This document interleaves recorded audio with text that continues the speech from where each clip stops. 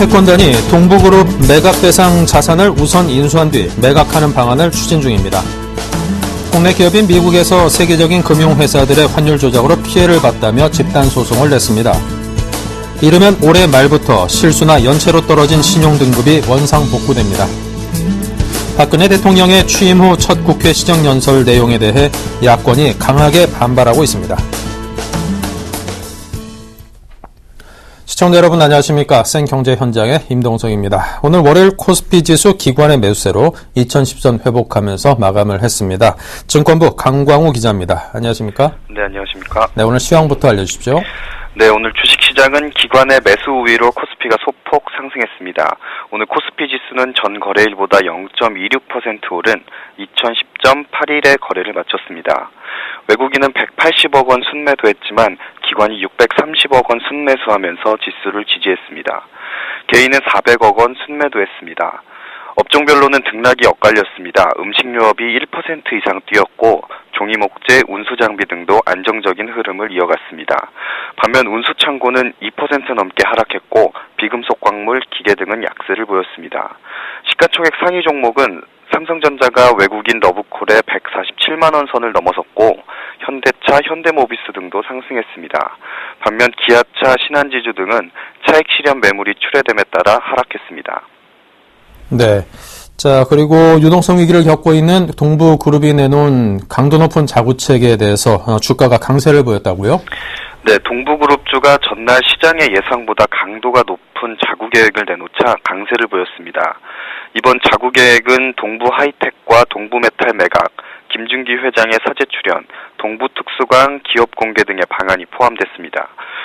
오늘 보유자산을 매각할 것으로 알려진 동부제철은 유가증권 시장에서 전거래일보다 15% 오른 2,990원의 장을 마감했고 같은 이유로 동부건설도 상한가를 기록했습니다. 이 밖에 동부하이텍, 동부 CNI도 가격 제한폭까지 올랐습니다. 전문가들은 단계적으로 자구계획을 내놓을 것이란 시장의 예상을 뛰어넘어 한 번에 고강도 대책을 내놓은 점에서는 구조조정에 대한 강한 의지를 보이고 있는 것이라고 평가했습니다. 김민경 KDB 대우증권 연구원은 단계적 구조조정 방안을 내놓을 것이라는 예상을 벗어나 그룹의 재무구조 개선을 위한 화끈한 조치가 단행된 것은 긍정적으로 평가할 수 있다면서 그러면서도 대부분의 재무구조 개선 방안이 자산 매각과 관련된 것인데 매각에 관한 딜이 가시적인 성과를 보이고 있는 상황에서 내놓은 대책인지 의욕만 앞선 것은 아닌지 지켜봐야 한다고 분석했습니다. 네. 자, 그리고 나노엔텍이 최대 주주가 SKT로 변경된다는 기대감에 5거래 연속 강세를 보이고 있군요. 네, 나노엔텍이 SK텔레콤을 등에 업고 5거래일 연속 강세를 보이고 있습니다. 나노엔텍은 3.97% 오른 5,500원에 오늘 장을 마쳤습니다. 지난 12일부터 5거래일 연속 오름세로 이 기간 동안 25.57% 상승했습니다. 나노엔텍의 주가 상승을 견인한 것은 SK텔레콤이 최대 주주가 된다는 소식입니다. SK텔레콤은 지난 14일 나노엔텍의 지분 추가 매입 계약을 통해 총 15.48%의 지분을 확보할 예정이라고 밝혔습니다. 나노엔텍은 생명공학 연구기기와 현장진단 의료기기를 개발하고 있으며 지난해 134억 원의 매출을 기록했습니다. SK텔레콤은 지분 인수 계약 후에도 나노엔텍의 현 경영진을 중심으로 사업을 운영할 계획입니다. 네, 잘 들었습니다. 지금까지 증권부 강광우 기자였습니다. 감사합니다. 네, 감사합니다.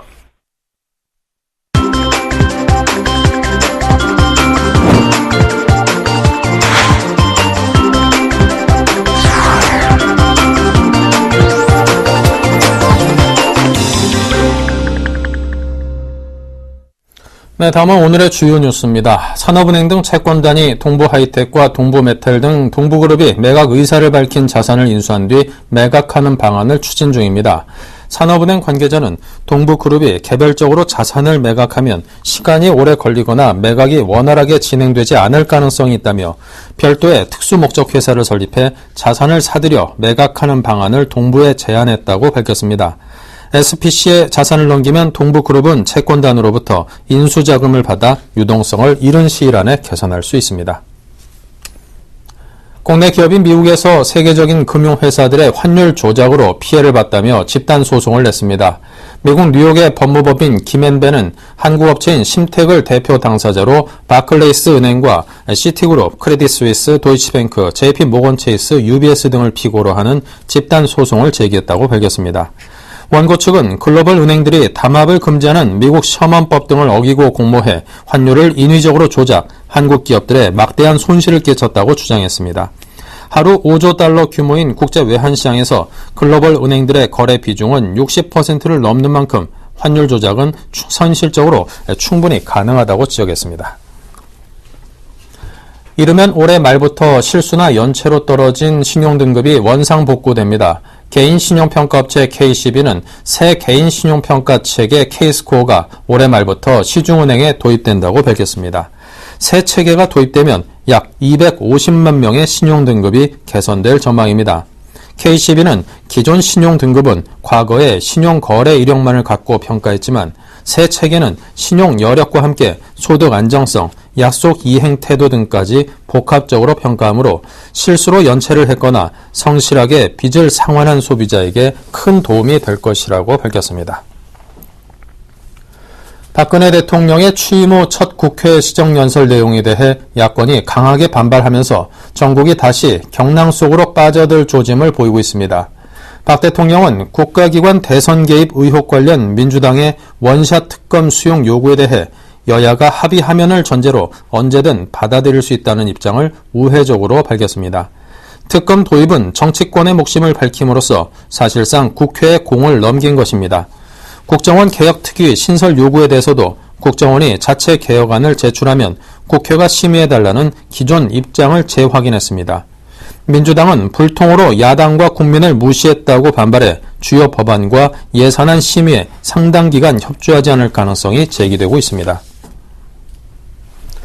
올해 소비자 물가 상승률이 1%를 가까스로 넘고 내년에도 2% 내외로 저물가 기조가 이어질 전망입니다. KDI 정대희 김성태 연구위원은 보고서에서 올해 연간 소비자 물가 상승률이 14년 만에 최저치인 1.1%에 그칠 것으로 예측했습니다. 내년도 원화 강세와 국제 원자재 가격 약세로 2% 내외를 기록해 저물가 기조가 이어질 것으로 내다봤습니다. 물가 상승률이 지속적으로 낮은 수준을 유지하면 조세 수입이 줄어 재정에 부담을 줄 수 있다고도 경고했습니다. 한국 경제의 성장률이 올해도 일본보다 높을 것이 확실시되면서 1998년 외환위기 이후 15년째 우위를 기록할 전망입니다. 일본 경제연구센터가 40여 개의 예측기관에 올해 일본 경제 성장률 전망치를 집계한 평균치는 1.8%에 머물렀지만 한국은 2.6에서 2.9% 사이로 예상되고 있습니다. 내년에도 특별한 변수가 없는 한 추월당할 우려는 없다는 게 일반적인 전망입니다. 네, 장기적으로 경기 침체가 이어지면서 소비 심리도 함께 얼어붙고 있습니다. 많은 업계들이 이에 따라서 어두운 표정을 짓고 있는데요. 가장 좀 힘든 곳 중에 하나를 뽑으라면 이 주류업계, 특히 위스키 시장의 침체가 상당히 장기화되고 있다고 합니다. 주머니 사정이 팍팍해지다 보니까 상대적으로 값이 비싼 고급 위스키 등에 대한 수요가 줄어든 탓일 텐데요. 자, 생활산업부의 안현덕 기자 연결합니다. 안녕하십니까? 예, 안녕하세요. 네, 이렇게 주류업계가 전반적으로 어려움을 겪는 가운데서도 한 업체에서는 시설 투자 등 공격적인 경영에 오히려 나서고 있어서 이 상당히 관심을 끌고 있다고 하는데 어느 회사입니까? 예, 정답은 디아지오인데요. 디아지오 코리아가 위스키 시장 침체에 따른 매출 부진을 타개할 카드로 저알코올 혼합료, 즉 RTD라는 카드를 꺼냈습니다. RTD 생산 라인 증설로 수출 증가와 국내 판매 활성화라는 두 마리 토끼를 잡겠다는 법안입니다. 노빌스 디아지오 코리아 대표는 지난 15일 경기도 이천 공장에서 기자간담회를 갖고 지난 9월 저알코올 혼합용 생산라인 증설을 완료하면서 이천 공장을 RTD 수출 기술을 육성한 기반이 완료됐다며 이를 통해 2013 회계연도 기준 1,300만 달러 수준인 수출 규모를 2015년 회계연도까지 3천만 달러로 2.3배가량 성장시킬 계획이라고 밝혔습니다. 현재 보드카인 스미노프를 베이스로 한 RTD 제품 수출은 시험 생산을 진행한 단계로 현재 일본 수출을 위한 현지 검사 과정이 진행 중입니다. 본격적인 RTD 제품의 일본 수출은 내년 1월부터 시작된다는 게 디아지오 코리아 측 설명입니다. 네. 자, 디아지오 코리아는 RTD 수출과 함께 국내 시장 활성화도 함께 꾀한다고 알고 있는데요. 어떤 방안을 준비하고 있습니까? 바로 신규 상품 출시인데요. 디아지오 코리아는 일본 수출에 앞서 신규 증설 라인에 생산되는 RTD 제품 스미노프 아이스 그린 애플을 오는 12월 국내에 출시할 예정입니다. 스미노프 RTD 제품을 3조 원으로 늘려 수출 증가와 함께 기업 턴어라운드를 이끌 하나의 축으로 삼는다는 전략입니다.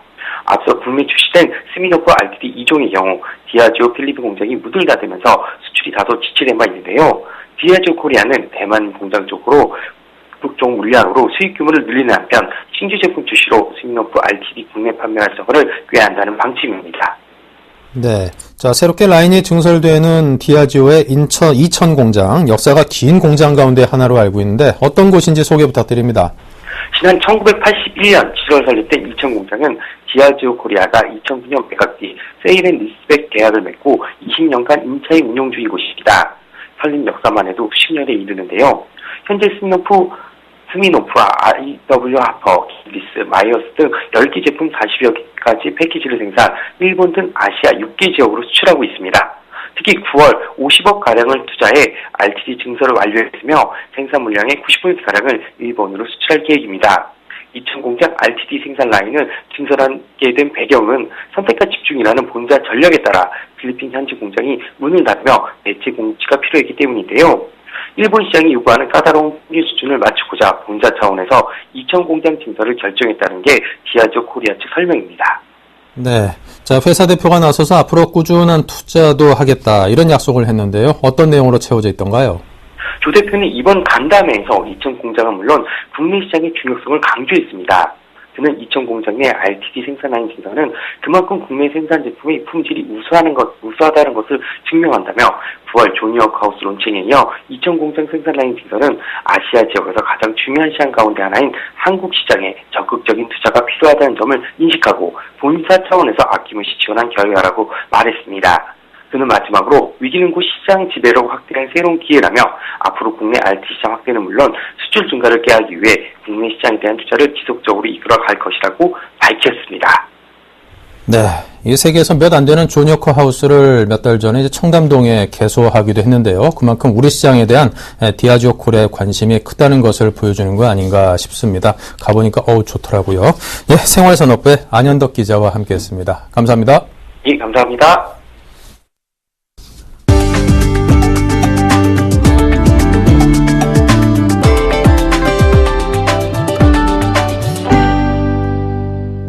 섭씨 25도 안팎의 따가운 햇살이 내리쬐는 미국 캘리포니아 시티의 현대 자동차 모하비 주행 시험장에서 극한의 자동차 시험 주행이 이루어집니다.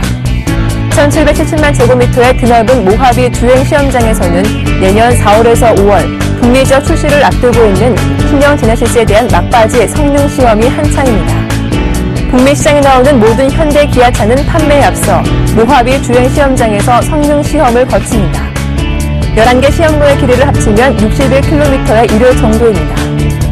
Are close by us. Death Valley is a very good place to test. We have access to LA City traffic where we can confirm vehicle operation and many steep roads and grades for testing performance. 핸들링 시험로는 험준한 산맥이 많은 미국의 지형 조건을 그대로 재현해 놓은 게 특징입니다.